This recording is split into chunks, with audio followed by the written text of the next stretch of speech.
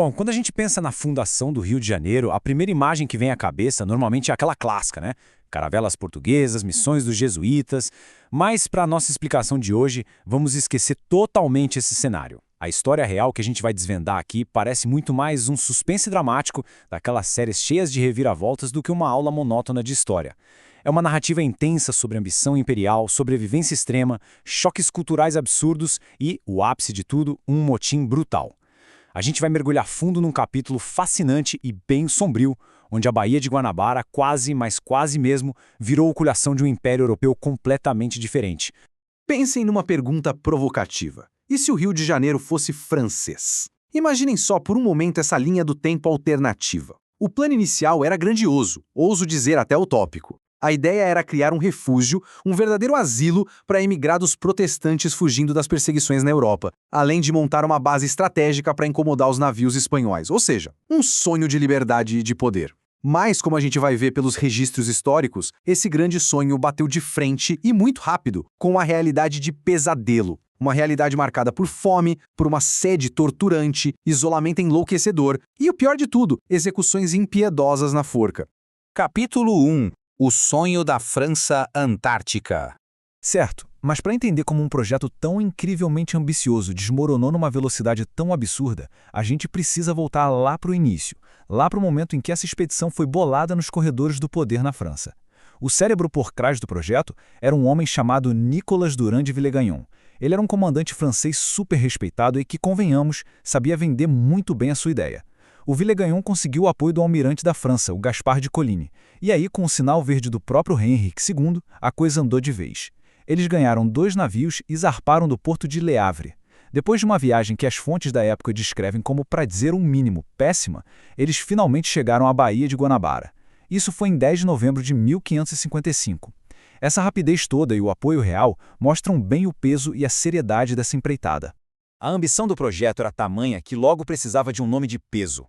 Em 1558, o cosmógrafo André Devet sugeriu o nome de França Antártica para esse novo domínio. E aí vem a grande questão.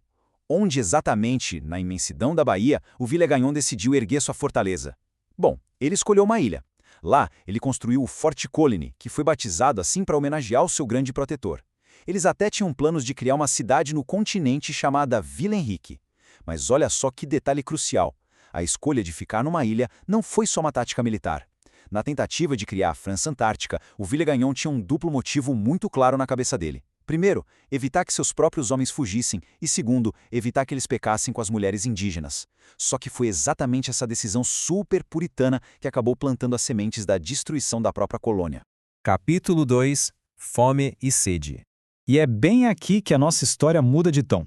Aquele deslumbramento todo com a geografia e as ambições de império dão lugar a um desespero logístico que era nu e cru.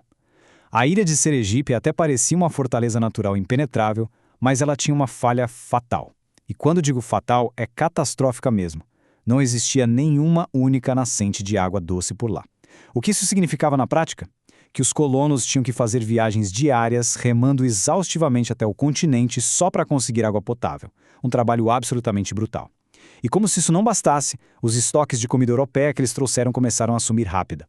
De repente, a colônia inteira se viu à beira da inanição, sendo obrigada a abandonar a dieta com a qual estavam acostumados para depender de algo totalmente novo e estranho para eles na época, a nossa conhecida mandioca. Sabe como é, né? Fome, sede constante e trabalho forçado é a receita perfeita para o caos. Capítulo 3. O choque de culturas. E a coisa só piora. Enquanto a fome e o trabalho pesado castigavam o corpo, o comandante Villegagnon impôs regras tão rígidas que passaram a castigar também a mente dos seus homens. Isso gerou um atrito cultural explosivo.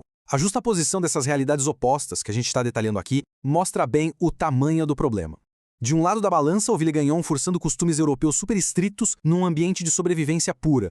Do outro lado, a teia imensa e super complexa dos costumes indígenas. E adivinhem quem estava bem no meio desse fogo cruzado? Os intérpretes franceses. Esses caras já tinham ido para a terra firme há tempos e viviam super integrados ao modo de vida local, respirando bem longe das leis sufocantes lá da fortaleza. Como a gente nota por esses artefatos culturais documentados pelos próprios europeus, a sociedade indígena era muito rica e tinha regras e tradições próprias, muito bem amarradas. E os intérpretes franceses tinham se adaptado a isso como uma luva. Mas a verdadeira gota d'água rolou quando Villeganho, com aquele seu jeito totalmente despótico, resolveu intervir à força nisso. Ele exigiu do nada e de forma super autoritária que o intérprete normando, um cara que falava a língua nativa perfeitamente e que já vivia como indígena, se casasse formalmente com ela, seguindo à risca as leis europeias da época. Essa invasão brutal na vida pessoal e cultural do cara foi exatamente o risco de fósforo no barril de pólvora. Foi o estopim da revolta. Capítulo 4. A conspiração dos 26. Essa exigência absurda do Villeganhão transformou o que era só insatisfação numa fúria real e muito bem articulada. Aquele intérprete que foi forçado a mudar de vida não engoliu a ordem de jeito nenhum e partiu para a ação. E o detalhe mais chocante aqui é o tamanho da coisa toda. O comandante não enfrentou só um resmungo, ele enfrentou uma enorme conspiração liderada por esse intérprete. O cara conseguiu mobilizar 26 indivíduos contra o chefe. Pense no seguinte, para uma colônia que mal estava engatinhando, super enfraquecida pela fome e ilhada, 26 homens em revolta é um contingente gigantesco. Era uma força formidável de gente exausta de carregar água o dia todo, cansada de comer raízes desconhecidas e simplesmente farta de um líder implacável. O plano deles era um só, armar um motim pesado e tirar o Villeganhão do poder de uma vez por todas.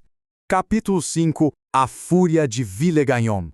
Só que tinha um porém bem grande. O comandante francês passava longe de ser alguém ingênuo. A gente não pode esquecer que ele era um veterano de guerra cascudo, super astuto e desconfiado até da própria sombra. O silêncio tenso dessa rebelião vazou e o complô dos 26 foi descoberto antes mesmo de conseguirem dar o bote. E a resposta? Bom, foi imediata e de uma brutalidade que impressiona. Totalmente furioso, o líder não perdoou ninguém. O intérprete que liderava a rebelião foi capturado sem chance de defesa e o Villeganhão, sem piscar, ordenou estrangular e enforcar os seus próprios oficiais que estavam envolvidos. Foi uma demonstração crua, aterrorizante de poder. Tudo para mandar um recado claríssimo de que ninguém, absolutamente ninguém, ousaria questionar as regras dentro do Forte Colignon de novo.